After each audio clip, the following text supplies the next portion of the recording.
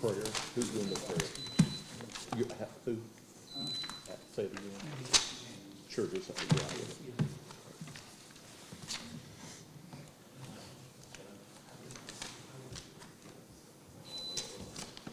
Let's all stand, please.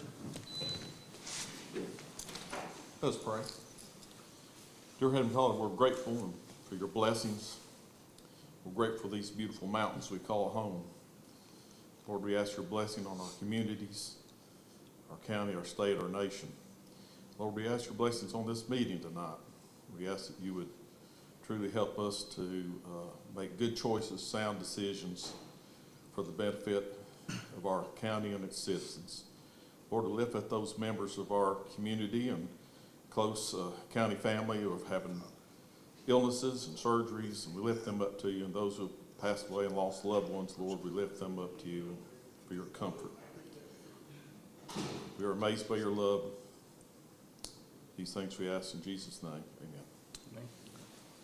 I now call the Swain County Commissioner regular session agenda January 17th, 2023 at 5:30 to order. Gunner, if you lead us in our pledge, please. Face the colors. I pledge allegiance to the flag of the United States of America and to the republic for which it stands, one nation, under God, indivisible, with liberty and justice for all.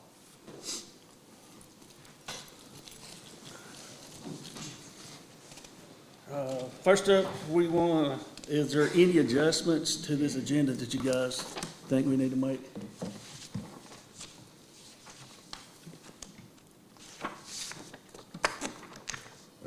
Mr. Chair, Sir?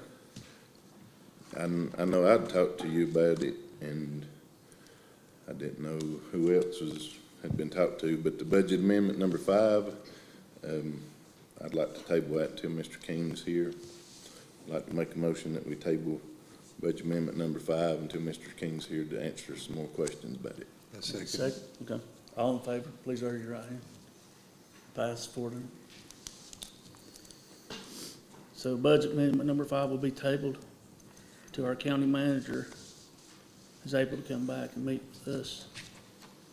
And that probably will come up, maybe we could talk about it in a work session and it come back up into a regular session. I think that's what's gonna happen. Mr. Chair, I had one more thing with this agenda. The legislative funding priorities.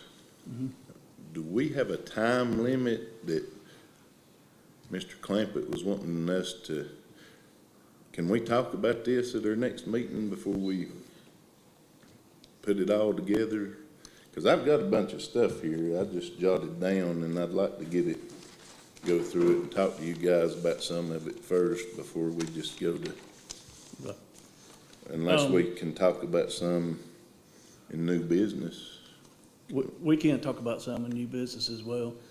It is on the voting items, the legislative funding, and what we wanted to do was make sure that whatever we sent him was voted on by us and not just somebody throwing some ideas out, and making sure that everybody was kind of on board with what we were looking to do. So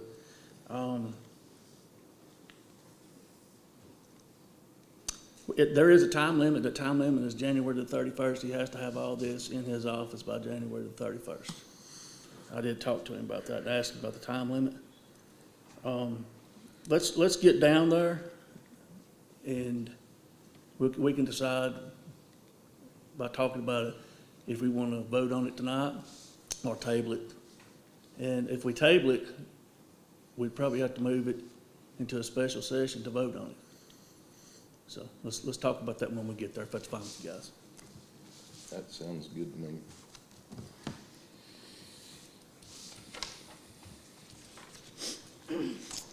Is that all the adjustments? All right, we'll move on down to the administrative reports. First will be the tax collector report, and I think Cindy's going to give that. Yes. For December 2022, total receivables, $6,856,246.24. The percent of budgeted 2022 tax collected year to date is 60.49%.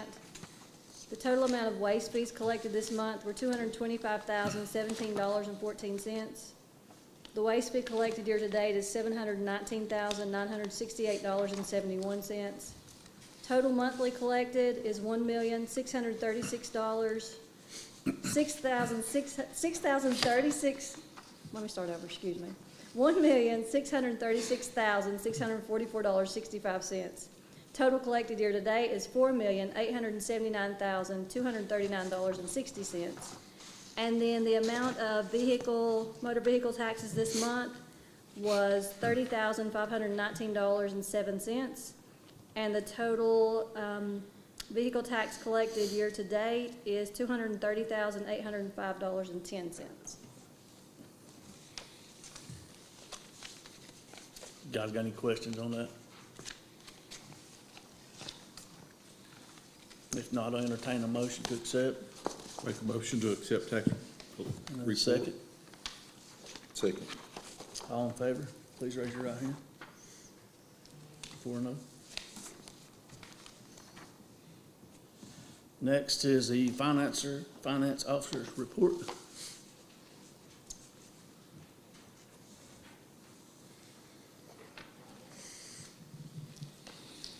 Good evening. This will be for December 2022. General fund total revenues for the month, $2,249,054.34. Total revenues year-to-date, $11,718,740.50. Percentages of revenues received year-to-date is 53.92%. Expenditures for the month, $2,081,344.53. Total expenditures year-to-date, $9,744,059.96. With percentages of expenditures paid out year-to-date, 61.68%, with a current year surplus of $1,974,680.54. Solid waste fund, total revenues year-to-date is $1,080,454. Expenditures year-to-date, $696,913.25, with a current year surplus of $383,540.75. Social service fund, total revenues year-to-date, $731,281.12. Total expenditures year-to-date, $2,172,278.11, with a current year deficit of $440,996.99. Health Department fund revenues year-to-date, $964,600.59. I missed my commas right there, so it kind of looks a little funny. Total expenditures year-to-date, $941,456.21, with a current year surplus of $23,144.38. Guys got any questions on that? If Mr. not- Chairman, Yes, sir. I don't know if David used to looking at the social service fund, the deficit. We might want to, which it'd be nice for Kevin to explain that, Yeah. Kevin King, Mr. King to explain it, but we might want to tell him why it's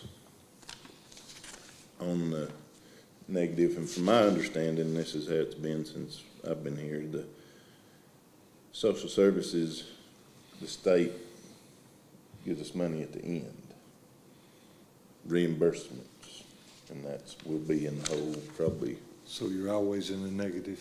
Pretty Yeah, much. and you the get social back. services, and we actually was before Health Department. Health the Department. health Yeah. department, but we're above now. Yeah, we received several grants for the health department, which has helped bring up, and Allison is back here as well.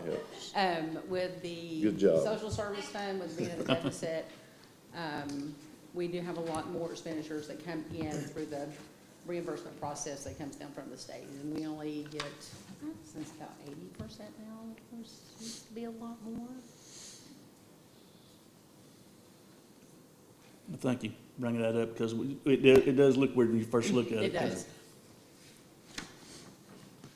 I'll entertain a motion to accept this report. Make a motion. A second. Second. All in favor, please raise your right hand. Pass 4-0.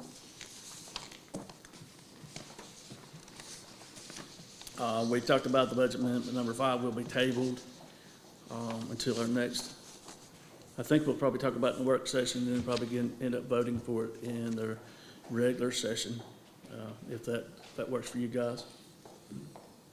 And now we'll move on to public comments.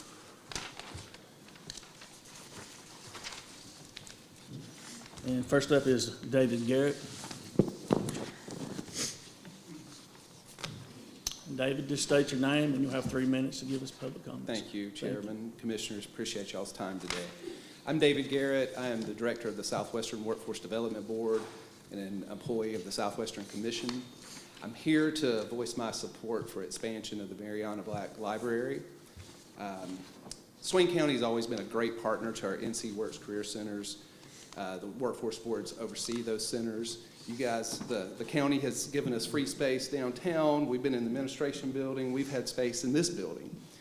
Currently, we're partnering with the library, with Mariana Black, and we have space set aside for our career counselors to come and provide services to the residents of Swain County at the library. This expansion will allow us to continue to do that, but not only that, we'll have a dedicated space for career and technical education. That's going to be very much a needed thing for the folks, especially folks that have lack of access to technology, to look for work. We will, as partners, we'll always keep that space full best we can with our budgets. But having that partnership has just been a godsend for us, and I'm here to voice my approval, or hopefully we'll get expansion on that and be a much better space moving forward. Thank you for your time. Appreciate you. Thanks. Thank you. Mr. Ken Brown.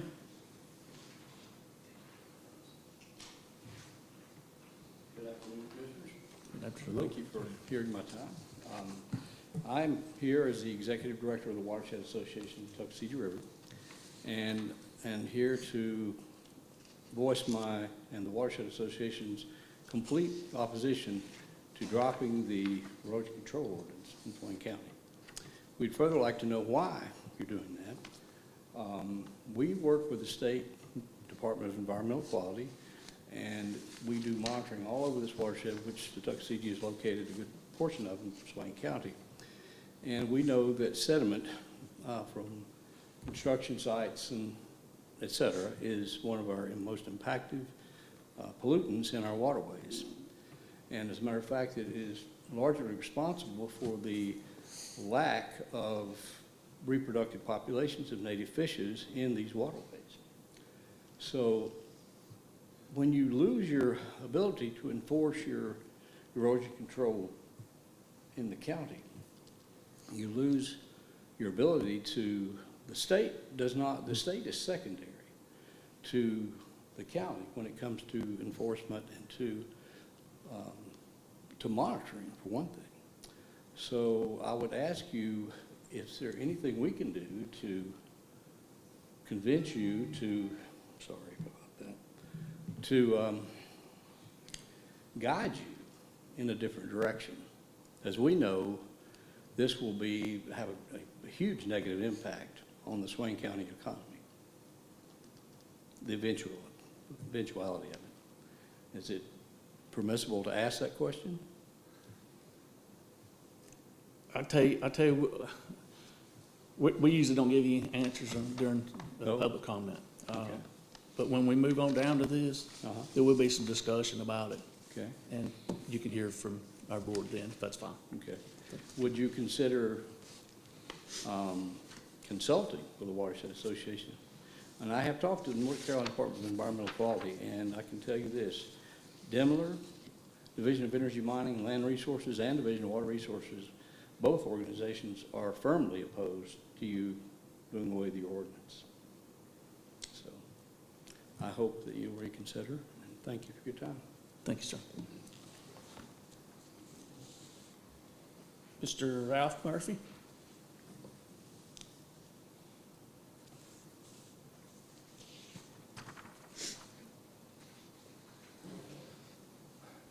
Good evening. I hope everybody's well. Good. My name's Ralph Murphy. I have been a resident of Swain County since 1993. I live on Cooper's Creek. For the past 19 years, I've also been the choir director of the little building next to you, the United Methodist Church. I'm here to express my concern about the rescinding of the erosion and sedimentation control ordinances. I am also board chair of the Watershed Association of the Tuckasegee River. I'm also a founding member. And I've seen the value of our beautiful watershed and the Conalefsey, Tuckasegee, Jackson County area. And I would like to encourage you to reconsider rescinding this ordinance. We need to do everything we can to protect the aesthetic, environmental, and cultural value of our precious watershed. We want to be partners with you. We want to work together to meet the goals of keeping Swain County and the rest of the watershed in beautiful condition. And I just would like to be a participant in that project. Thank you. That's all the public comments. We'll move on down to. Can I speak, please? Put your name on this list, no less.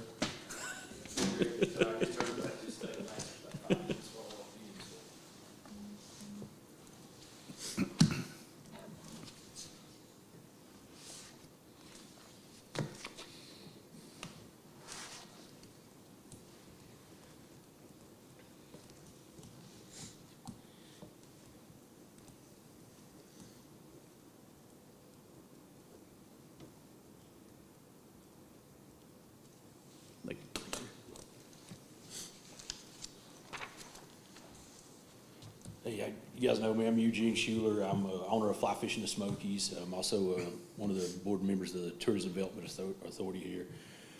So I want to talk with you guys and speak on behalf of this sediment repeal. That's a huge detriment to the environment here. I mean, our number one drive in employment and anything industry we have in our county is tourism. A big proportion of that is our water here. I mean, that's a lot of people come to see rivers, creeks, streams. They come to fish here, to boat here and things. You got a muddy, messed up stream, they're not going to come, but you're going to just destroy the aquatic life that's in this river. I don't know if you guys realize that the Army Corps of Engineers would probably be really helpful with giving you some ideas. There's a native species of elk-toe mussel that live in this river here. There's only 120 of those colony in the world. They're on the Tuckasegee. You have a colony right here at the bridge.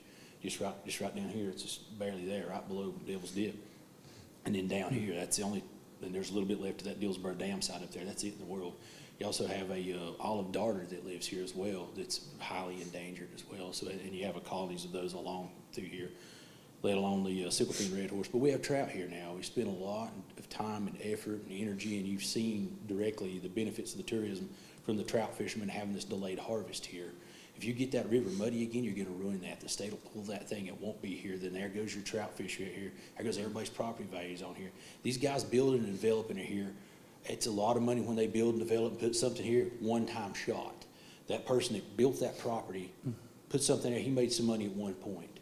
All right, that one guy and his family made some money because they built this house here. And then you got a tourist or whoever else that has something along a river bank or a creek bank. They live there. Your tourism is constantly money flowing in. I guarantee you, and it's easy to figure, that tourism economy drives more than that building economy ever will, because that's why these people are coming here, is to see the pristine stuff that we have, not just build a house along the river and junk that, mess that up and degrade the environment for it. So you guys need to think about that.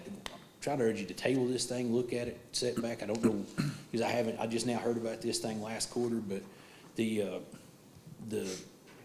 negative impacts of lifting some kind of thing like that, where people can do a lot more stuff and put more sediment in the rivers. I don't know how any of you are leaning on that, because I haven't got to talk to any of you, but I would lean towards not doing that. Don't lift that. Leave that in there at the place. If you want to do something, make some modifications, work with the folks with Trout Unlimited or with Watershed, Corps of Engineers, you guys, to state and erosion things, and look for a way to do anything that you're trying to accomplish without messing this river up. You got to protect your waterways. You have to.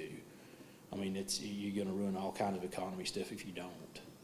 So it's, I literally just found out about this at 15 after 5. I got a call. I had no idea this was even happening, and was asked to come down here. Now, I mean, I got several calls all in one succession. There's 3 different entities that asked me to come speak to you guys tonight on this. So please look at that and table this thing. If you've got some questions about it or whatever, table it back, look at it. You work with some individuals first before you just, some kind of knee-jerk reaction to lift this thing off there. I know builders and pressures and things like that, people will maybe want to build something along here, some big entity or something, who knows? I don't know what the deal, the project's about. But that's just a one-time shot of money coming into something. It's not like a sustainable economy, and that's the only thing that we've got in the industry in this town. Big businesses aren't coming here. It's, tourism's what we have. And we've got our pristine and calm environment, and, you know, we need to protect that for not just the generation now, but all the future ones to come.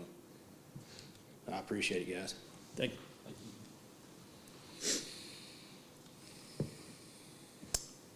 Okay, we're gonna move on down to the voting items, and that first, A, is the minutes from January the 3rd work session.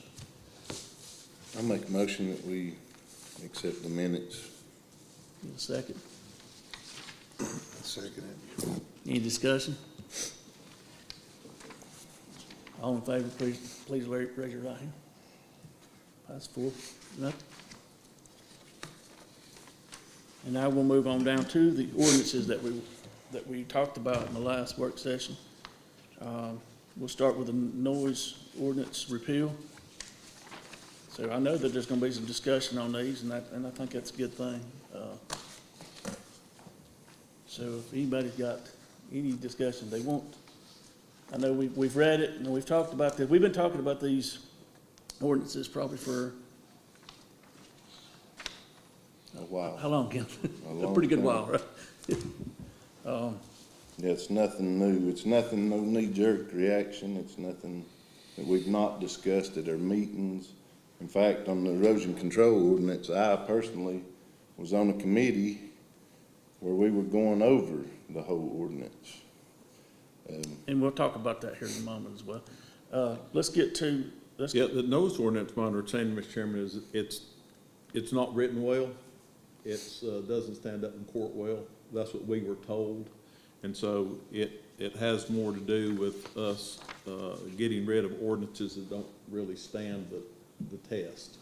It's not that we're trying to do away so everybody can make as much noise as they want and all that. It's just, it's a way of like cleaning up our ordinances, our books, going through and trying to straighten and clean that up. All these things can be revisited, all these things can be added to, all they can be made more, where they stand up in court, or, that's why I understood it, if you Yeah. guys had any other. and I think, that, you know, if we repeal this ordinance, it can be revisited. We just don't want to leave it standing where it's at because it's not a good ordinance. And the worst thing about an ordinance is having the ordinance that you have, and you can't really enforce that ordinance, but people want to mandate you to enforce that ordinance. So I think this is one of those ordinances that we're just trying to get rid of, and if we maybe can draft one later on and maybe get, you know, if we see a need for that, so. With the noise ordinance personally, I'm pretty sure the sheriff came to us first, asking us to repeal it. Said that there's no citations he can write, there's no way of measuring the noise. It wasn't specific enough. We were told by the county manager, it actually went to court and lost. I Is think that so. not what he told us? Yeah, We need to check on that before I say that for sure, but I'm pretty sure we were told that it had been through the court. Something about it had been, and it did not stand in court. Now, as far as, that's been several years ago when we first talked about it. I have a personal problem with one. If we have a noise ordinance, the enforcement of it, we've not been able to enforce it. Some people apparently don't have to mind or listen to it anyways. They don't care that there is even an ordinance when it comes to certain, maybe the tourism industry. I had several complaints about the train being left on all night long beside people's houses, and had to tell them there was nothing I could do even with their ordinance. So if there's nothing we can do with it, why do we have it? Because it's sort of, there's no reason to have it if you can enforce it. And if it does not cover certain things people want it to cover, it don't cover. Barking dogs is one of those things that everybody thinks it covers. Barking dogs is not covered by this noise ordinance. There's several things. I don't know exactly why it was passed, when it was passed, but I don't think that we need it. We were told it was poorly written, is what this all boils down to. And that we probably, if that comes up, we need to, well, if it was the wishes of the board, to revisit it and write it in a way that has legal standing. So based on that, I need a motion to go ahead and repeal the noise ordinance. I'll make a motion to repeal the noise ordinance. I'll second it. All in favor, please raise your right hand. Passed 4-0. The erosion sedimentation control ordinance repeal. We have talked about this several times, Eugene.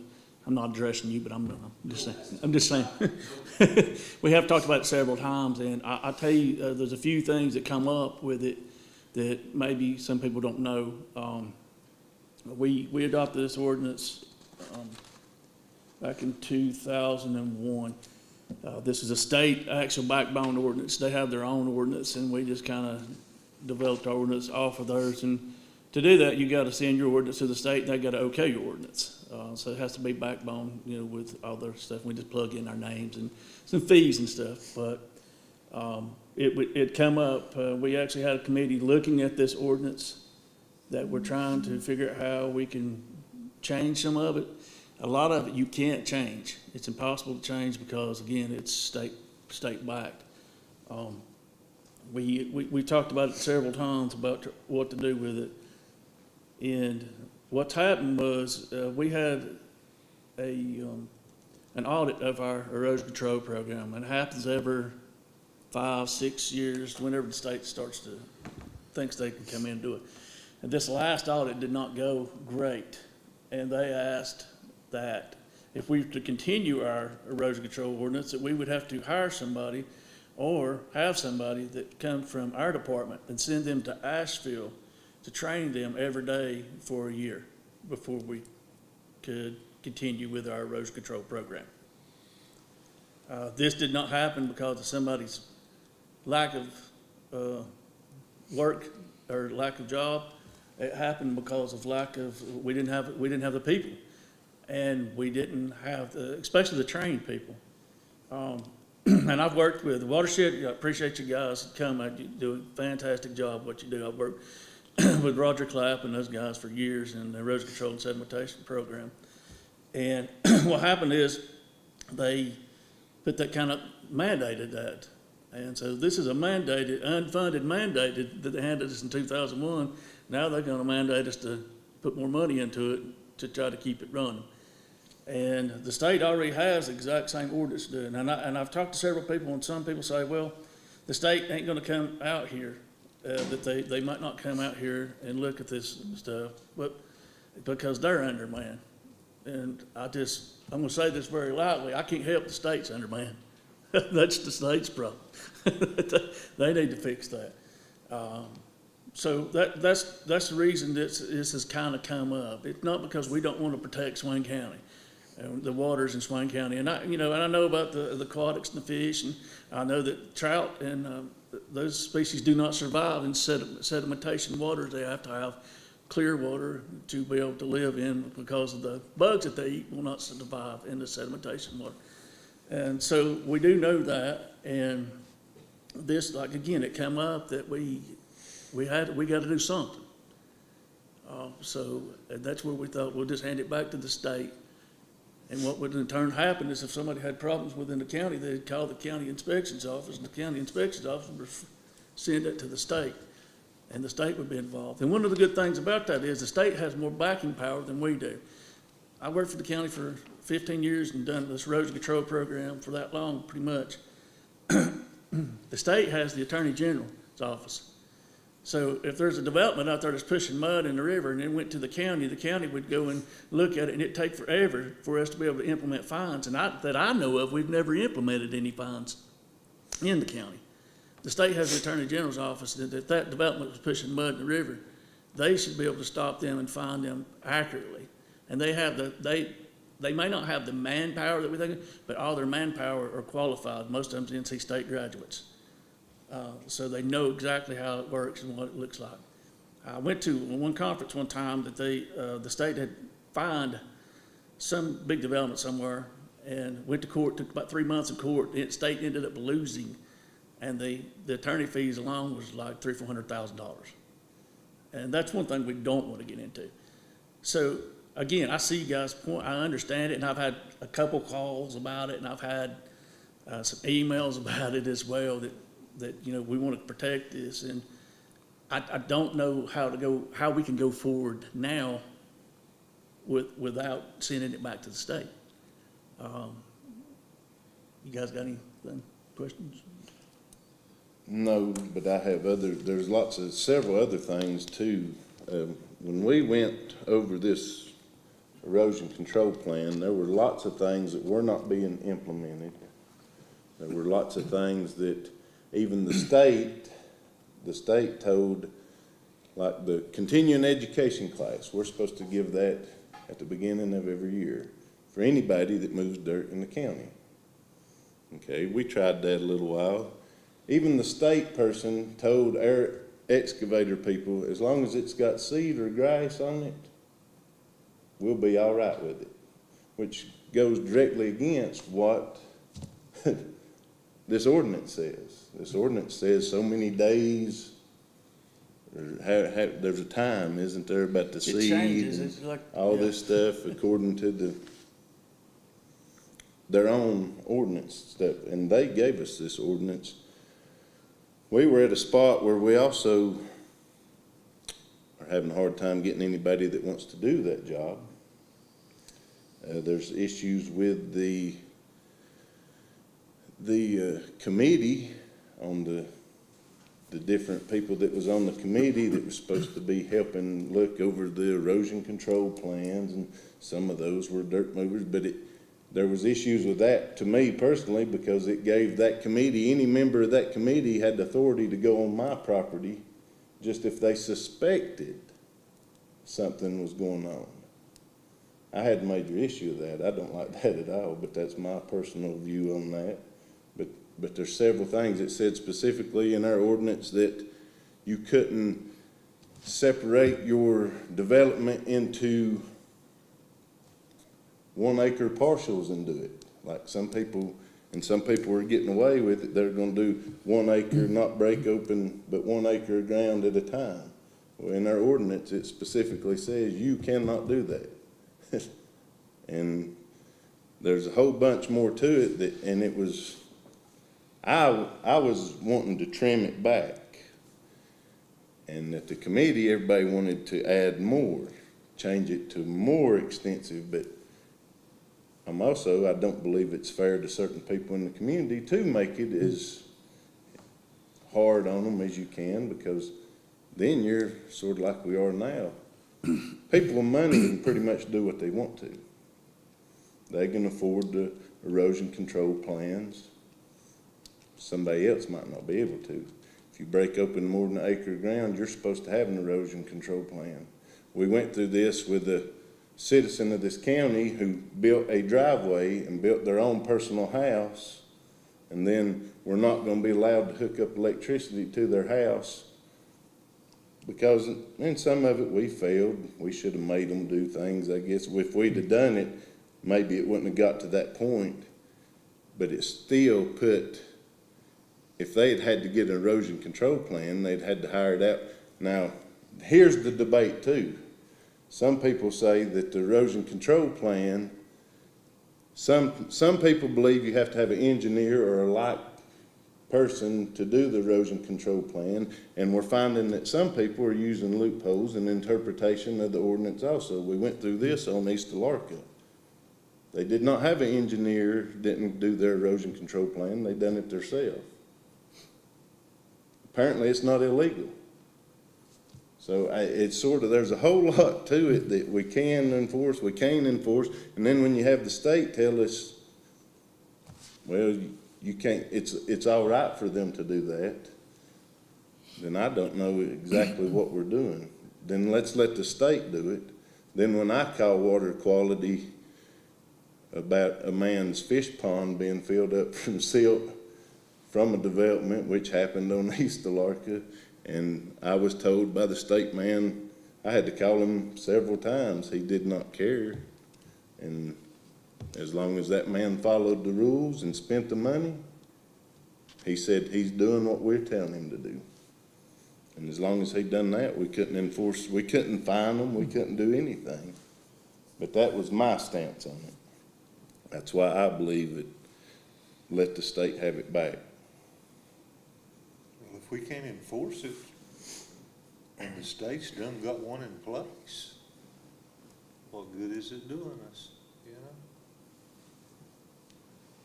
I mean, they're gonna send somebody out on their payroll, ain't they, to do the enforcing and the looking? I'm a trout fisherman too. I know what you're talking about. Speckled trout will not live where it's at. But if we've got something that we can't do nothing about, enforce.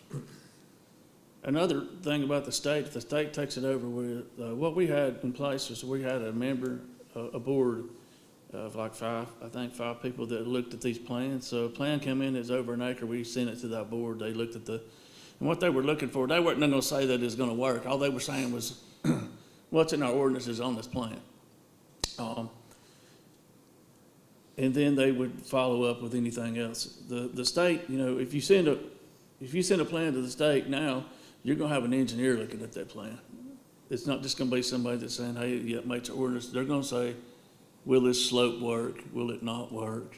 It'll be more stringent, I believe, if it went back to the state as far as big developments. Small developments, that's the thing. If somebody's building a driveway and they go over an acre,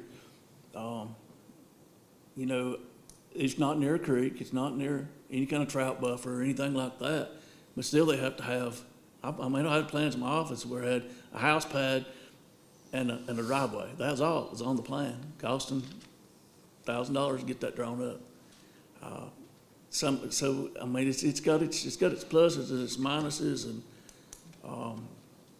I talked to a couple of people. I didn't talk to watershed guys, but I talked to some guy from Trout Unlimited, maybe, just something like that, and talked to him for a while as well. I think that he's out of Jackson County, but I do understand the concern, and it is a great concern. I just don't know that we have the answer as far as keeping it going the way the state is mandating us to do it, if that makes sense. Can I ask you a question? Step up to the mic. I didn't know if it didn't violate procedure. So if this goes back to the state, you guys still have a way of enforcing, holding people accountable for what to do, right? The way I feel about it is what'll happen is, say you call in, you got mud coming down in the creek. You see mud coming. Yeah. This is the way, I'm not 100% sure this is the way I feel that's gonna happen. You call in, it goes to the inspections department because that's the inspections department. I believe that we would look at it, but we would send it to the state for enforcement. Gotcha. Does that make sense? Okay. So there'd still be an area of enforcement? Yeah, it wouldn't really be enforcement. All it would be is just a middleman to take that to the state and say, snap some pictures of it and send it to them. Because inspection department, we always, it's a kind of interwoven thing with sedimentation, erosion control, building, and all that stuff. Floodplain, it's all kind of mangled together anyway. I would say that's what would happen. I mean, I'm not 100% sure, but I feel that's the way it should happen. Does that make sense? Was there a way you guys need to hold off on vote for this thing till you find out what, you can get it outlined? Because right now, it almost looks like if you repeal this thing, son, I can go off and clear off the North 40 out there on Brush Creek all I want to. Just do whatever, go right on, like, No, there's state laws already in effect. The 1 acre erosion control plans, that's state That 1 laws. acre's still there, yeah, yeah. If you go over an acre, say, one of our people sees that you're over an acre, they're gonna refer that to the state. And the state's gonna have to come out and measure it. Because, There's still safeguards in place. yes, sir, yeah. That's what it's. And I- It's repealed, it's what we need safeguards.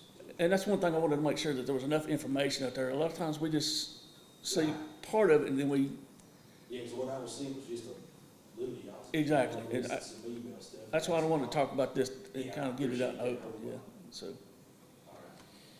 That's good, that was a big concern right there, so I go off for another here. People just kinda- And I really feel that the state has a bigger hammer than we do. Yeah, they- You know what I'm saying? yeah. Does that makes sense? And as far as, protection of the waterways, and our guys, our inspectors go out on site of these houses, and they're gonna see this stuff.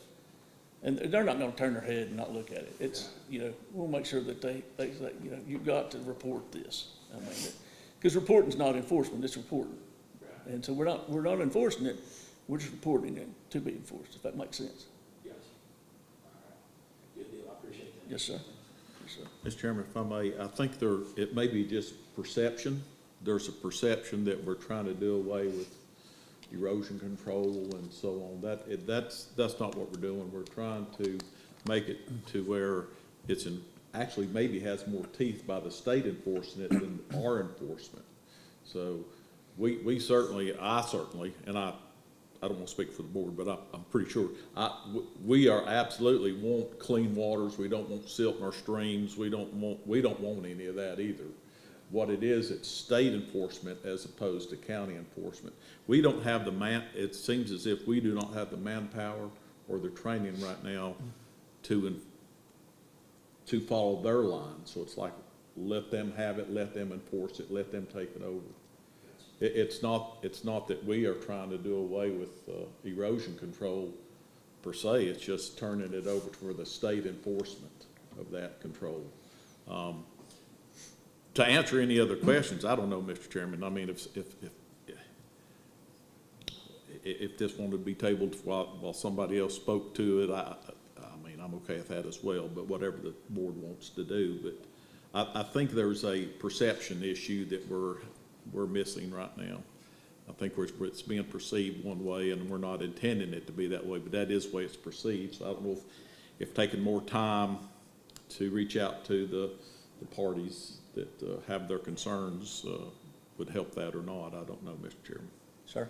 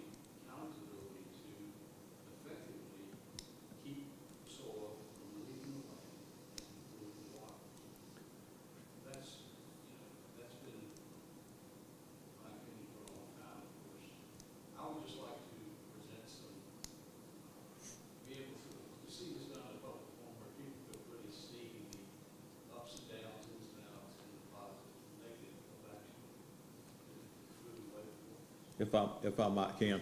Of course, nobody can hear any of the conversation. Yeah, I see. Other than, you're speaking to us, but no one can hear the conversation whatsoever. I would suggest, Mr. Chairman, if it's okay with the board, we can invite these different, concerned groups, back to a work session, our next work session or whatever. I mean, if we want to table this till next time, we could, whatever the That's kind of what feeling of the board. I'm I mean, feeling. we can bring that information to our next work session. You can bring your information over to, and maybe we can explain a little bit about our position as well in a little bit more detail than this business session, because business session is more for doing the business instead of the conversation and the work that goes with it. So we did this last time, but I mean, if you want to be invited back, I would suggest that we could do that at our next work session. We'll have more of those details for everybody. I assure you that again, I can't speak for this board, I never try to, but I assure you that we do not want muddy water. Everybody up here is a fisherman and a trout fisherman and enjoys our mountains and enjoys our creeks, and we don't want muddy sediment water either. So if we could just do, maybe that would be the best thing, Mr. Chairman. That's kind of what I'm feeling, is that we just table this, and come back at our work session. And the reason I want to do that again is, it's not because we're right and everybody else is wrong, or, I just want the information to be there, you know what I'm saying? And that way we're not just, look like we're just throwing this out because we don't want to do it. We do, we want to do it. We want to make sure it's done right. And I said, don't feel like right now we're doing it right. So we want to make it done right. So I need a motion to table this and have it come back at the work session, and maybe we can invite the watershed and maybe a couple more people that know about erosion control and sedimentation, and some fishermen as well. And that way we could just kind of talk about it more. Mr. Chair, I hear what everybody's saying, and I know people's acting like we haven't spent any time on this matter and haven't talked to anybody about. I went to the meetings. I did go. We got lots of that information at that meetings. We were presented, in fact, people wanted to do even harsher things than what we're doing, and we're back to the same thing about enforcement. There are ups and downs to it. But we found out, in fact, during this time when we started some of this, was because the Tuckasegee River was muddy extremely badly from the college all the way in Cullowhee, and it had, but they didn't have to stop their work. They finished. They were not stopped very much, and they finished because of who it was and what had happened, and it stayed muddy for even longer after it first started, and until they finished. But they didn't get the punishment that I'm liable to get when somebody calls off. I mean, there's a whole lot of things there that I understand what you're saying, but even not all of the sediment in the rivers are caused by people's dozer work. I was up Deep Creek several times during the summer. There is no dozer work above the park. It was very muddy several times, very muddy. I know it's an issue, but I think we spent lots of time on this subject. The hearing, if people want to come and talk, but they still have to understand their side too. Mm-hmm. Enforcement hasn't been good. We've been audited and it hasn't been.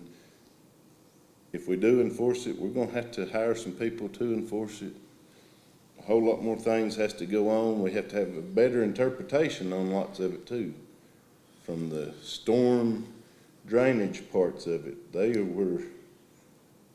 Lots of that is very, I don't understand how people can cut the side of the mountain up and think that they're not adding to storm water at the bottom of the road. But lots of them don't, and the state don't make them do anything about it. So how are we going to, and what are we gonna do? The specific ones that I do know about on East Alarka, the first time, they said it was a wet weather spring caused their road to slide. Therefore, they were not responsible for anything. Even though it was caused because they dozed the road out up here and the water got underneath onto the rock and stuff, but the state people said that to us. And then we were put in a pickle then. That's why we were trying to talk about all this stuff then, and I don't think we're gonna gain any ground either way. We may not. Mr. Chair, I'd like to go ahead and just make a motion to table it because of the concerns have been expressed. Just table it till next month. It's only a month away, and invite them to the work session, which would be the first Tuesday of next month. It's at Is that 10 correct? o'clock on the first 10 Tuesday. o'clock the first Tuesday of the month. February 7th. I'm sorry? February the 7th. February 7th. And that would be my motion to go ahead and just invite them to the work session and table this vote until the next business session. I mean, it's just a month away, and hearing some concerns from the constituents, I can I don't get a have an second on issue with that? that. Mr. Chairman, Tuckasegee River's a long river. Oquanalufte's a long river. If we add burdens down here to our county, having to hire people and prosecute for what little we've got in our county, the river's just right up here. We're gonna go over into a different county. I think we ought to let the state, they've got basically the same laws as we've got over it. And they're probably gonna respond faster than what we can. Let them handle it. I got a motion on the floor. I see what these fellows is talking about. And I agree with you, but I don't see that we ought to fall the burden back to here. You go to Whittier, which county you're in then? You're in Jackson County. So it's not gonna do us no good to do all this. Well, we got a motion on the floor. Can I get a second? We can move. Not for me.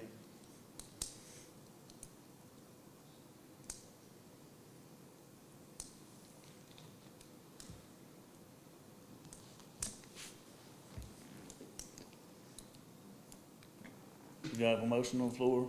We need a second. We would need a second. I made the motion, right? Yeah. Yeah. Well, if there's no second, the motion will die. Yeah, motion dies on the floor.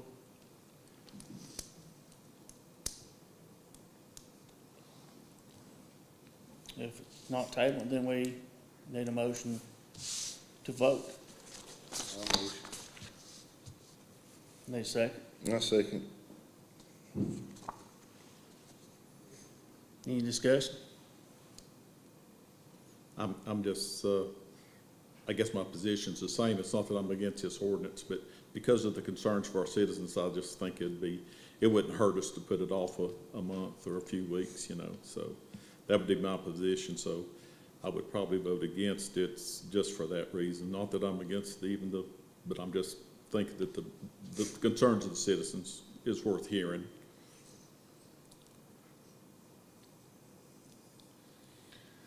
You know what?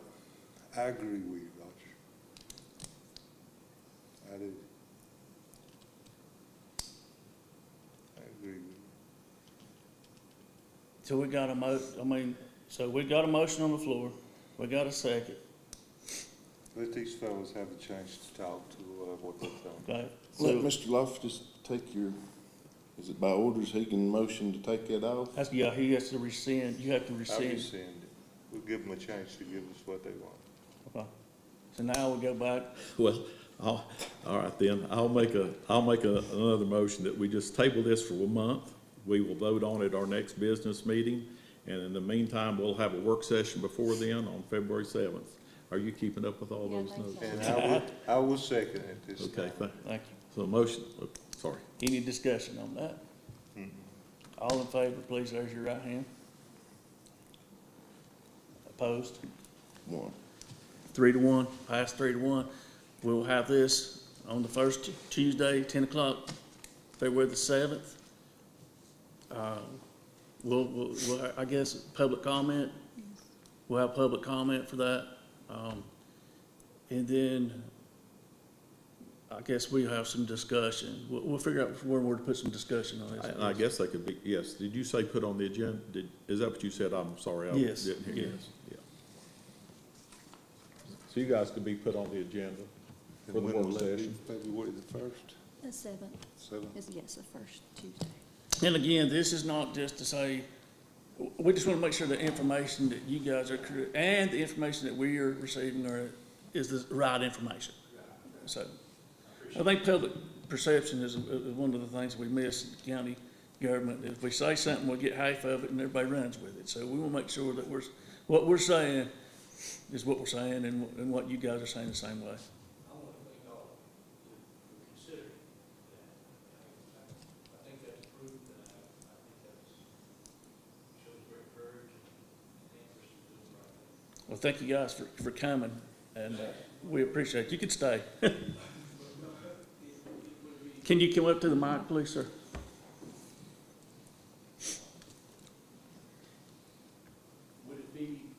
Would it be permissible to bring along some representatives from the State Department of Environmental Quality to that hearing? I think so. Would that, who could clarify some of the things that I know are vague here and that would, you know, I think would make it clear for all of us. Yeah.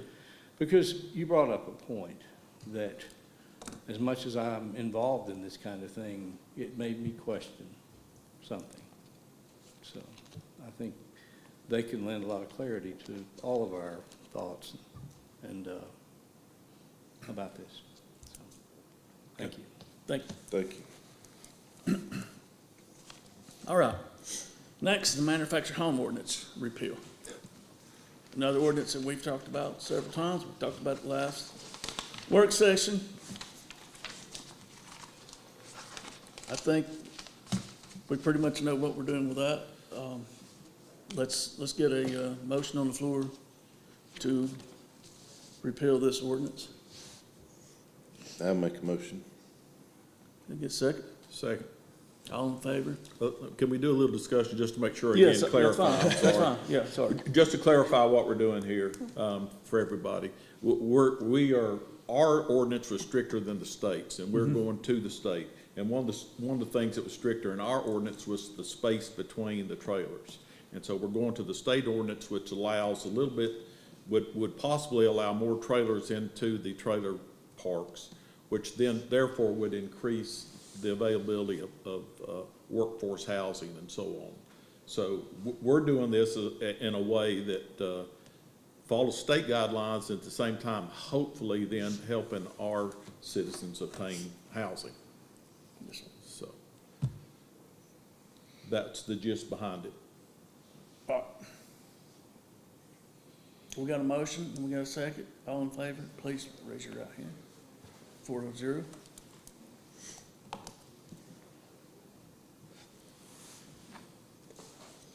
All right, the Board of Equalization and Review appointment, and I think we had one, which is Miss Lottie Barker. So I guess we need that form of motion to accept Lottie Barker as the Board of Equalization Review appointment. I'll make a motion, we appoint Ms. Lottie Barker And then to the second, Board of I'll second it. Equalization and Review. any discussion? If not, please raise your right hand.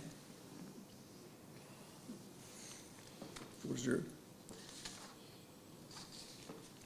And next is the legislating funding priorities, and this is something that Representative Mike Clampett brought to us, asking what we wanted or what we needed. And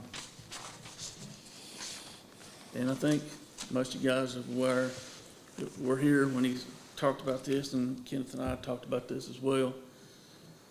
And we just wanted to make a list. We do have a time constraint, and this time constraint is January 31st. So you want, Kenneth had brought up the point about maybe tabling this too, but the thing about it is, if we table it, we move it into the next month. If we table it, we have to make a special session for it, to talk about this. And so that's kind of up for discussion, you guys. Well, Mr. Chair, I've got some stuff I'd wrote down, and I wanted to talk to him all about it before we sent it to him. I mean, it's not all, I'm not asking for money items, really, not necessarily, because I don't think we necessarily need, we definitely don't need no more tourism funds that can be, we can pay, like even the parking lot and lights, we could have used tourism money for that, TDA funds for that. I've got other concerns that I guess I'll just start by going over some and seeing how you guys feel. One thing I wanted Mr. Clampett to work on is changing the TDA law so tourism money can be spent on parts of tourism nobody wants to talk about. More people equals more cops, more trash, more calls for EMS, more fire department responses, more social services, more health department visits, more infrastructure upkeep and expansion. We have no reason to be spending the amount of money we spend on advertising. We have several advertising avenues already. We have Fontana Lake, we have the park, we have several things, the train. We're spending lots of money on advertising, and we really need, which we talked to him about this before, and I would really like this to be on his list of things to work with us. We need his support. I noticed that he said something about our tax rate being so low. There's reasons we try to keep our tax rate low. We try to keep it low because people from here, lots of people from here, lots of people had land and not much money, so therefore we've tried to let people keep their land. I know it's not all happening and people selling out for the money and causing it to be more, property to be even higher and stuff, valuations higher. But if we're going to bring up our taxes and why we need revenues for certain things, fire department or whatnot, let's look at revenue streams. We need him to help us change the law and how we do our property taxes, maybe. And I know we talked about this several times. Maybe, like Florida has what they call a homestead. People who are residents of the place, they pay less taxes than the people who own a home and are not a resident. They pay more taxes. Now, I don't know all the legality about that stuff. I have questions about it. Not really for it, but if we're talking about ways to get that tax revenue up, help us change that law. And I think that might help some local people, I think. Not for sure, something we need to talk to him about. I'd really like for us to have another meeting with him. I wish we didn't have the time constraint because he also just come in and left and nobody got to talk much. From my understanding, I wasn't here. Also with revenue streams, if we could get state support from our state representatives in taking our small tax rate and applying it to the federal lands owned in this county at the valuations that everybody else has to pay, if we could have the state support us in trying to get more federal money from the park, maybe that would be a way to get some more revenues. There's several things that if we just had some support through the state, and that's I'd like to see us move in some of those directions, at least help us in that matter. I know that there's lots of people just trying to keep their places, and I really don't want to burden them because of all the tourism and all the stuff. I know everybody keeps saying that we've got such a low rate and we got to raise our taxes for all this stuff, and tourism does us so good. Well, I'll tell you how good it is doing us a lot. We're spending more money every year, apparently, because of it. It's raised the valuations of all of our property. Therefore, our taxes have been raised according to our valuations. Last year, the reevaluation, I'm pretty sure, raised it. We took in 20% more, didn't it? Raise it pretty much 20%. Our taxes. So I don't know. It's stuff I want to talk to a representative about. Maybe we've got a middle school, and we've talked about the heating and air issue at this middle school a few times. I thought we appropriated money or moved the money for the school to fix the heating and air.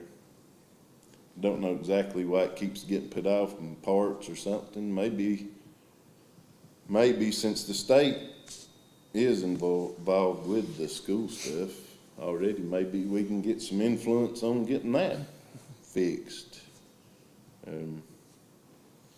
If some push from him might help, let's get that taken care of. If it is just a part, maybe we can get something. If the internet is something that the state mandates that our school system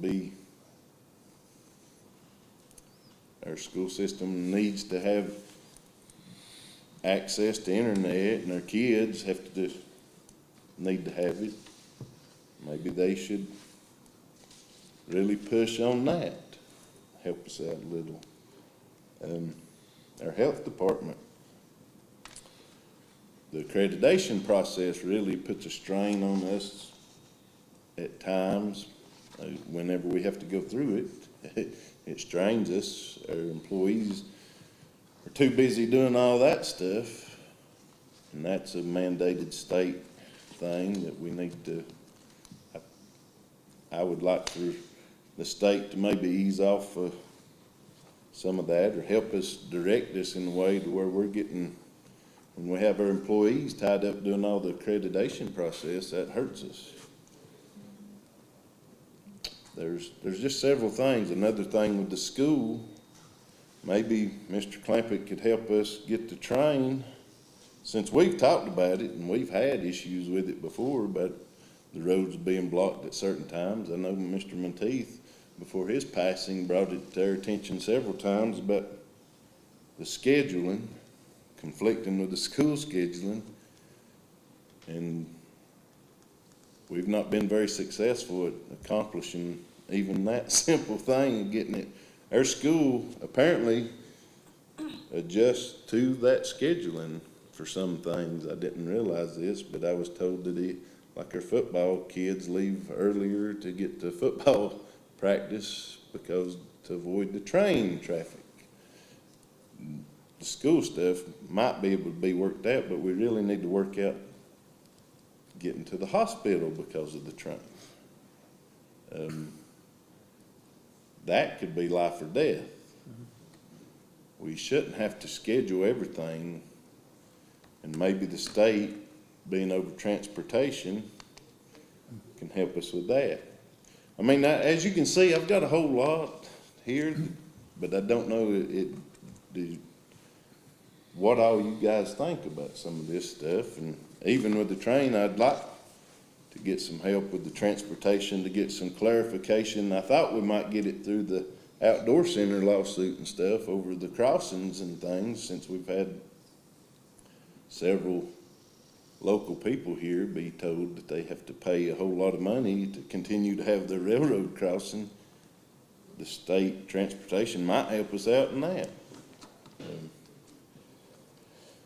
There's several more things. I don't know if you want me to keep going or. Keep going. Can I ask a question, Mr. Chair, before, I don't want to interrupt Mr. Parton, but he's, are these items things that he's going to turn into are these supposedly money items that he has to turn in by the 31st? Yes, And the yes, sir. things that Mr. Parton's speaking to a lot of time is the legislative Yeah. issues, and I don't know that the legislative issues are something that he'll do anything with by the 31st of this month, I don't- but maybe So the 31st is strictly money. It's, yeah. What money? It's he can- capital projects. Well, But your list is great. well, I misunderstood And I would like to his, send it as well. I misunderstood with his communication that we didn't do nothing or that we didn't try to do. I may have took it a little personal that the last board didn't do anything. And maybe that's why my list is the way it is. I'm not for sure. But if it's just capital projects, maybe he can tell us what capital projects is available. I mean, that would be a plus for us to know, well, what can you help us with instead of us just making a wish list? Because I know during our budget process, when we go through our wish list, it's more or less, it's chaos. It's Well, I talked to him on the phone, and what he told me is he just needed a list of projects, and he would, I asked him about it, because I wanted to know how it worked. It's like, you just put this in your budget and send it, and he said, yeah. I thought maybe he'd pick out projects and say, well, maybe we can do this or that. And he said, no, I put them all in my budget, send it to them, they kick out what they don't want, they want to all fund, and then they send it back. That's kind of what he told me. So funding for school stuff, heating and air and stuff, and something like that, That could be. maybe could be in there, maybe couldn't. I mean, which Yeah. we've appropriated money for that. I just need somebody to buy a part or Exactly, yeah. get a part or something, or we didn't have no bids. I don't know exactly. Maybe we should talk to the school board first. But Money-wise, I don't necessarily know that we even know what we're needing until we start our budget process. This is sort of like a what you feel you need thing, and we don't know. We ain't had time to even discuss theirs. I'll just kind of give you, I'll give you some things that I wrote down, and we'll go from there if you want. There's some big capital projects that we can look at. One of them was the courthouse expansion that we kind of, I've got that listed. yeah. The courthouse expansion, that's a big project, and all these things, I'm not getting numbers on them, because I wanted to talk to Kevin about the number part on them first, because he would know more about how much it's gonna cost. And I had a couple of people reach out from the communities and different things, Jeff, and we may even put this on there, some library expansion, because that's, I have that on my list. I don't see why not. And I've had it in my mind to do a youth center. I wanted to appropriate some money for that. The domestic violence program that we have within the county are tearing down one of their buildings and wanting to build a new one back. So I put that domestic violence shelter. The Curtis had sent me a text about they were looking for a body scanner for the jail. To where when people go in, they scan them instead of have to pat them down and all that stuff. Again, I'd like to see, if we're gonna do some capital projects, and it's gonna be for more local, what we call local people, the rec department's a big thing to me. I'd like to see our pool covered, like the one in Waynesville, that we could use it during the off-season, so. Then I wrote down David's idea about the horse rink, and I even wrote down a barn, because it'd be nice to have a place to stable. Oh, it A would. couple horses up there at the event center as well. And then I added your middle school, heating and air, and the library expansion. And I'm sure there's several other things that we might be missing, but I just kind of and I know the health department would. I just want to say, not to interrupt, make sure you remember the infrastructure for sewer and water. Oh, yes. It's really needed. And that was another thing I think Roger and I talked about, or was not, maybe I'm in Philip, but the infrastructure that we were looking for at the event center. And I'll just say too that, that Tuesday that Mr. Clampett was here, 2 weeks ago, I guess, that afternoon, he was at the library with Senator Corbin and State Senator Corbin. We had a lengthy discussion with both of them about the library project, and they were both Great. doing a lot of that. Great. You want me to go? Go ahead. Well, that'd be great if they would send money to the library. I mean, everything that we get from the state helps us in our budget. I don't think they're So- sending it to the library, they're sending it to you all. But Yeah, with our- It'll come through, It helps us in our infrastructure, all their needs. So I put down some of the things here. I put down library renovations. We talked about that. Courthouse renovations, you talked about that. Middle school construction, school maintenance, any of the upgrades, anything we need, carpeting, anything we need. School maintenance monies. I'll tell you one that's near and dear to my heart, and it's just kind of been rubbing me raw because they've started advertising it. I'd like to see the state pay us some money for the pay forward parking, and we could just hand out the tags to our citizens. I'm 100% agreement with that. And the reason it's been grinding on me is because they started advertising it now. It's like Yeah. every time I see one of those, it's like it kind of grinds me a little bit. So it's almost like, well, you know what? Send Swain County some money. We can get enough tags. We could hand them out right up here if people come here, Swain County citizens. Anyway, I don't see that happening necessarily, but you know what? Give us some money for pay forward parking. Rec Park, we can continue to get money for Rec Park. Rec Park benefits all the citizens, not just tourism dollars, but it benefits all citizens. So if we want to continue on any Rec Park monies that we can get in, I say you put down the youth center, Mr. Violet. But seems to be people that have been talking about public restrooms, some more public restrooms downtown. Maybe that's an issue or something that we could get monies. I mean, if he's wanting a list of just where to spend money, we can give him a list of money. I never even thought about the stables down at the riding ring, but now I wrote that down with the check mark. Our sewer and water, of course that goes to town, but our money can, if they send us money and we can give money to the town or to help with their projects, that we have more capacity. Because it seems like capacity is an issue for them, so any monies we could get there. So that's some things I jotted down, Mr. Chairman. Thank you. The only thing I've got is the riding ring at the event center.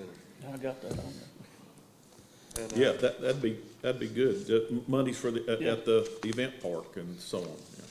So, I'm like Kenneth, I'd like to see something done about the pay in the park. It's terrible to do us that way. Has anybody been to Dick Creek lately? Ever so often? yes, I went up and looked. Every so often, they say 6 by 6. There's gonna be 100 parking places. When that's full, then they'll turn you away. Park's full. Let's talk about that new business, if you want to, because I want to mention something about that. Mr. Chair, one more thing before we go on this. I'm not gonna ask them for anything except for what they're supposed to be doing already, any money for the roads, the schools, the stuff. But if we did get the revenues from the park and stuff, then we might not have to ask him for monies for all this other stuff. We might have more money to spend on our own stuff and not depend on grants and funding and Agree. do that. So, and I agree with what Ken said, all these legislative things, if you talked about, I've talked about them as well, I think we've all. So I'd like when we send, what we send as capital projects, I think we also send the legislative wish list as well. If that's kind of the way I feel about that we just need to go and get that sent as well, that way we're on the books of saying that. So what we need to now is figure out, do we want to vote on these and send them, or do we want to wait, see if we can get some more and have a special session to vote on them to send them? How's it advantageous for us necessarily to vote on them? I mean, I would just, you mean like in a priority order or something like that? No, just kind or- of vote saying that this is our If list. he's saying he'll send them all in, why don't we turn them all in? Yeah, Yeah. I mean, if he's saying, Yeah, I'm gonna turn them all in. I wanna turn them all in. Yeah. But, we wanted to vote, either we're gonna turn all these in, or do we wanna wait and see if there's any more projects, or try to, and then do a special session and vote on it then? Mr. Chair, I don't think that we know exactly why we need to vote on it necessarily. Is that what you're yeah, I mean, I guess I'm asking? just saying, let's just turn them in. Well, Just that's turn kinda what I them thought in too, and- but, Well, and you know, we have till the end of the month. And if we come up with some more ideas, okay. we can call you maybe and have you turn them in. I think the reason we was wanting to vote on it is just so it would be a board decision, not just, Kevin Siegel said, or, you know what I'm saying?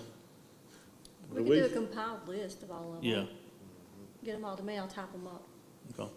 Yeah, and it's Have a on list. record, their discussion here. Okay. and So everything. what we'll do is just, Well, I mean, I'll make a motion to turn these in if that's what if you wish, Mr. Chairman, and then we can let's go on make a record motion with to it. turn these in.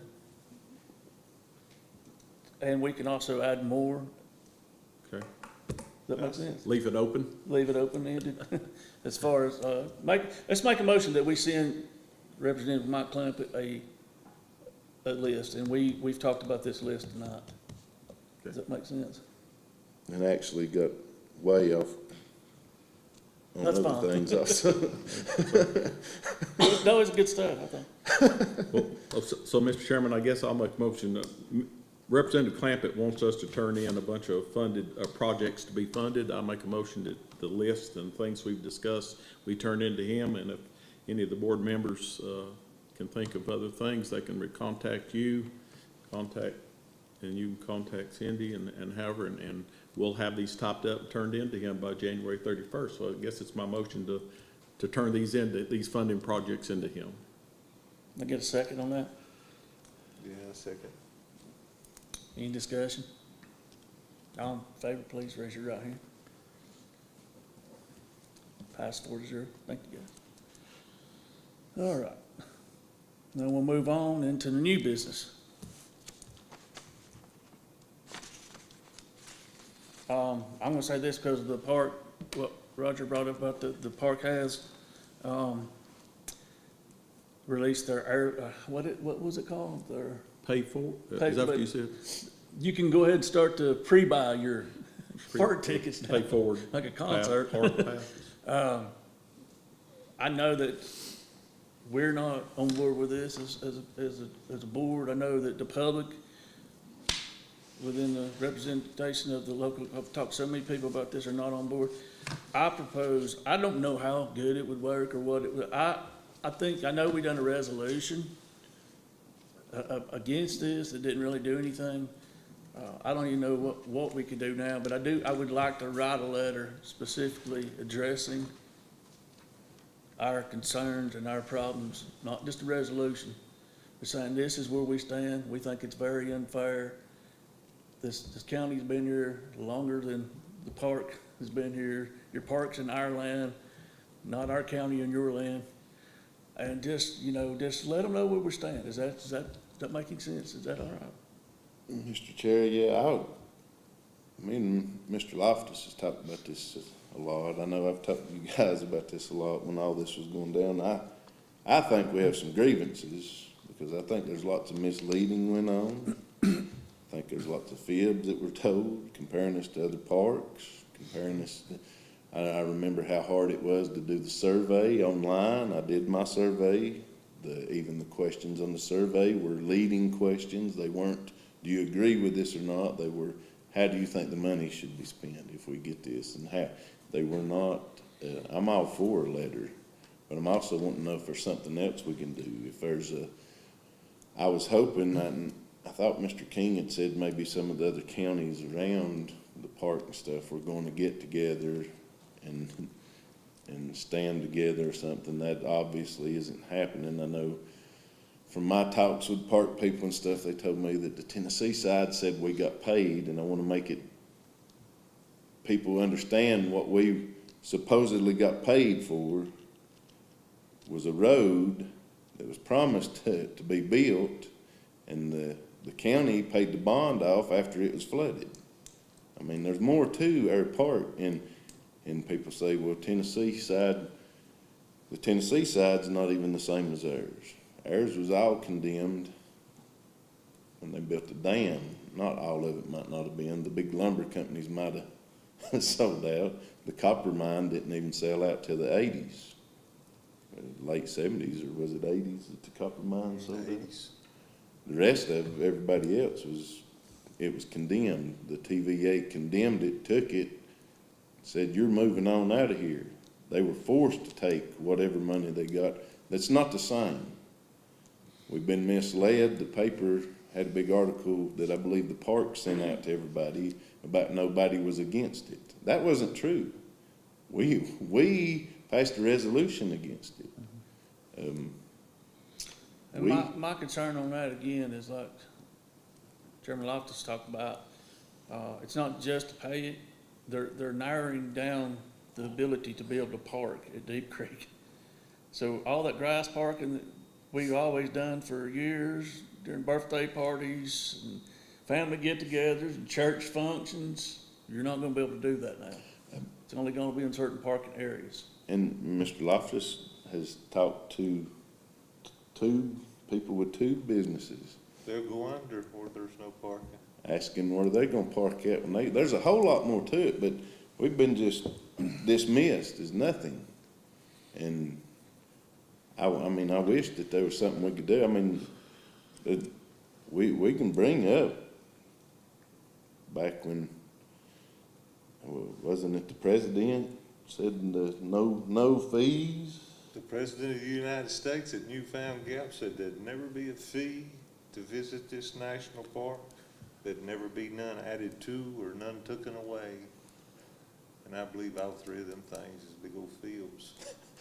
We'll not call them really what they are, but we'll go with the big old field. But I've had several people come to me, and I know you two know how passionate I was during all this, and how aggravated I was, and how aggravated I was. Mr. Cash dismissed everything I said to him as an actual descendant from people who had their land taken. There has to be something else we can do. I mean, let's do the letter, but can we look into legal stuff? We can, I mean, we sued for the government to follow through with their agreement their second agreement that they'd made. We had to sue them to get them to do that. I mean, is there any? Mr. Chairman, I think Swain County needs to hire a good lawyer, not just a lawyer, but one that could look into things for us and see what kind of options we have. Maybe even there's a loophole in the 51 million that we don't have, we might could get. Maybe there's a hardship clause for this train that causes us a lot of hardship. Even the police force and everything like you're talking about. I was just gonna say, one of my concerns also is that, usually if you go anywhere and you have to pay to park, you park and then pay, or you go into a lot, you park, they pay, where there's parking. My understanding is there's no guaranteed parking, so you have a park pass or park permit, but you're not guaranteed that there'll be any place to use it when you get there. And that's a concern for me. And we know any of us that, and all of us have, any of us that have gone across the mountain, and you see how they're lined up at Alum Cave Bluffs on the side of the roads. Yeah, is that dangerous? It sure is. But man, when they move rock in there and they do all that, and there is no parking for people up and down to get to Alum Caves or the Mount Lacan or any of the parking areas, and they've paid a day pass even. And to get in, and then you don't have any place to use it. There's just a lot of concerns. I think we all are in agreement with that. Whatever we could do to again show our strong objections, I'm in favor of. Mr. Chair, and speaking on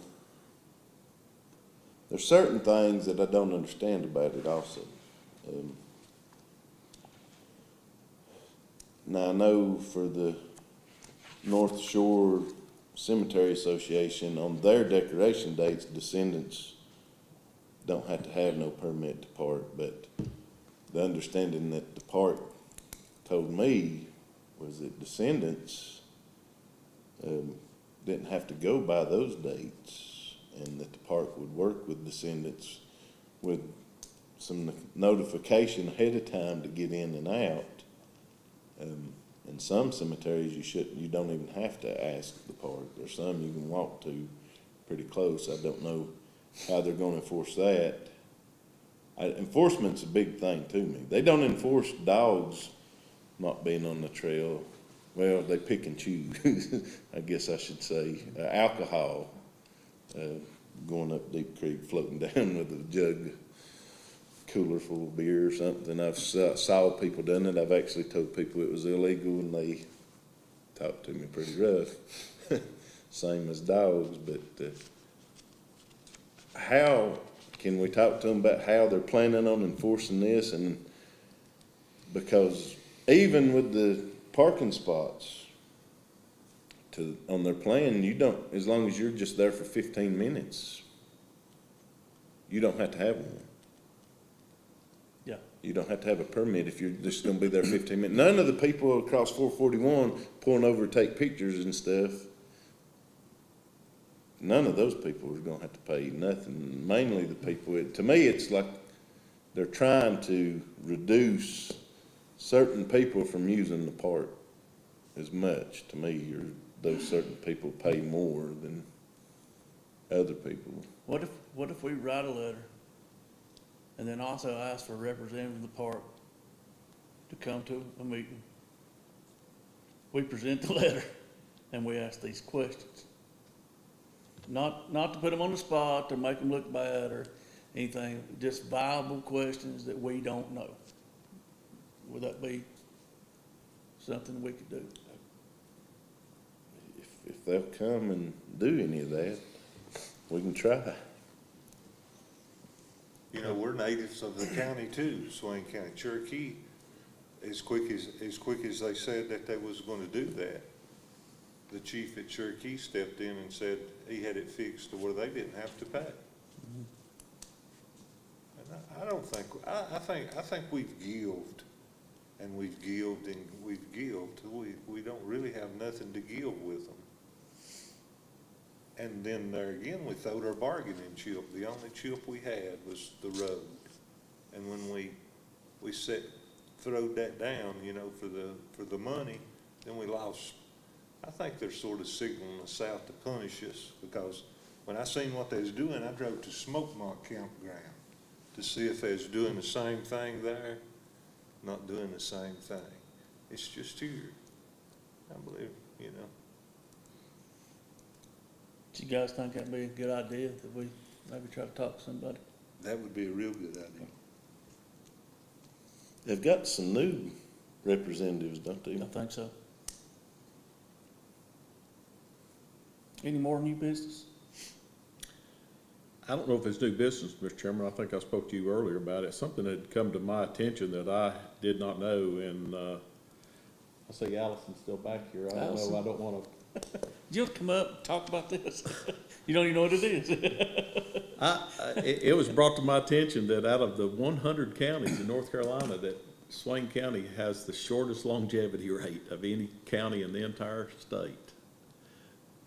It's like, wow, that's not something to be proud of, is it? That our average is 70. Anyway, we're 100. We're 100th out of 100 counties on longevity. And we'd say, well, how close are the counties around us? And I think I saw when I looked through that list, like Graham is 47, so they're like in the middle of the pack. It was just an interesting tidbit, Mr. Chairman. I don't know that it's new business. It's just some information. I don't know why we're that bad, but we apparently, if you want to live longer, you're going to have to move somewhere else, I guess. Allison, is there any statistics out there that's kind of pointing why that's happening? Do you know? And I won't put her on the spot. I don't want to put you on the spot. I just want to know if is anybody looking into that? Is there? There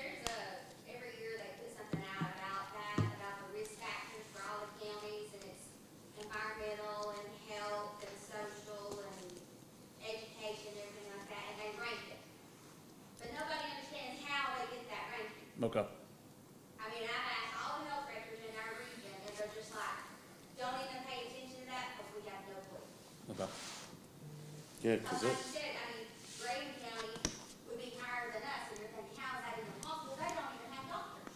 They don't even have hospitals. they lost, So, I mean, I don't really know how they come up with that, but there is a site for that, and I can get that for you. I actually did report on that every year, it's in your. Yeah, I remember you doing that, yeah. I thought it was For me just, to say how they come up with that. yeah. Well, thank you for that information, because I don't know, it makes me feel some better that we don't even know what the guidelines are using, but that was, wasn't anything necessary for us to be proud of. I don't know what that says, so. Anyway, I thought it was an interesting bit of information, Mr. Chairman. Any more new business? If not, we'll move to closed session. No closed session tonight. And we'll move on to the adjournment. oh, before I let this pass, sorry. Go back to new business. Yeah. I'd asked Mr. King to get us all I had a constituent come to me and asked me what all we owned. I told him I didn't know what all we owned. So we got this county-owned property thing. Looked over it some. I don't know if it's all in here necessarily. I did have the same constituent ask me about the other, am I saying that right, constituent? Constituent. The same citizen asked me not only what we own, but what all we leased. So I want to get anything that we lease from somebody else also. And I want to make sure that this is all the county-owned property we have, counting whatever foreclosed properties we have, because I know we were going through the foreclosed stuff. This ain't really new business neither. We were going through the foreclosed stuff a while back and wanting to see if we can get it back out into the private landowners, what we could, get back in the tax base, what we could. So if we all look over this, and I just would like to get the other information too, Okay. anything we lease from anybody, and the foreclosures separate, because we do need to revisit that foreclosed property. Foreclosures and leased properties. Okay. Yep. Thank you. Now, can you get a motion to adjourn? I'll make it. I'll second. All in favor, raise your right hand. Full pass.